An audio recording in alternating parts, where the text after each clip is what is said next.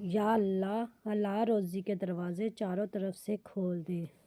نبی کریم صلی اللہ علیہ وآلہ وسلم نے فرمایا، جس شخص نے دنیا طلب کی اس نے آخرت خراب کر لی، اور جس شخص نے آخرت طلب کی اس نے دنیا کا نقصان اٹھایا، تو باقی رہنے والی چیز کے لیے فنا ہونے والی کا نقصان برداشت کر لو۔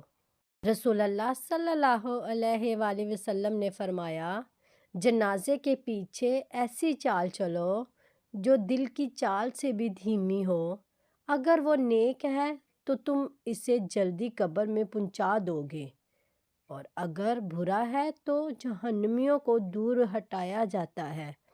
جنازہ کے پیچھے چلنا چاہیے، اس سے آگے نہیں ہونا چاہیے۔ جو جنازے کے آگے چلے وہ اس کے ساتھ جانے والوں میں سے نہیں۔ اسعود بن سرے سے مرفوع مروی ہے کہ 4 آدمی قیامت کے دن ثبوت کے ساتھ دلیل پیش کریں گے: بہرا آدمی جو سنتا نہیں، احمق آدمی، پاگل نہ سمجھ آدمی، اور وہ شخص جو رسولوں کے درمیانی وقفے میں مرا۔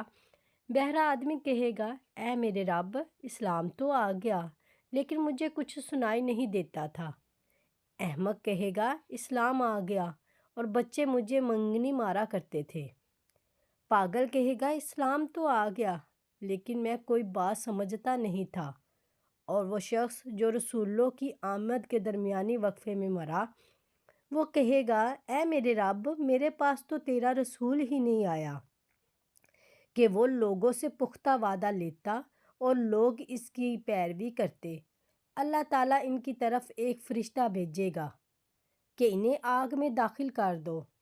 آپ صلی اللہ علیہ وآلہ وسلم نے فرمایا، اس ذات کی قسم جس کے ہاتھ میں میری جان ہے، اگر وہ آگ میں بھی داخل ہوں گے تو وہ آگ ان کے لیے ٹھنڈی اور سلامتی والی بن جائے گی۔ پلیز لائک اور سبسکرائب ضرور کیجیے گا۔ جزاک اللہ۔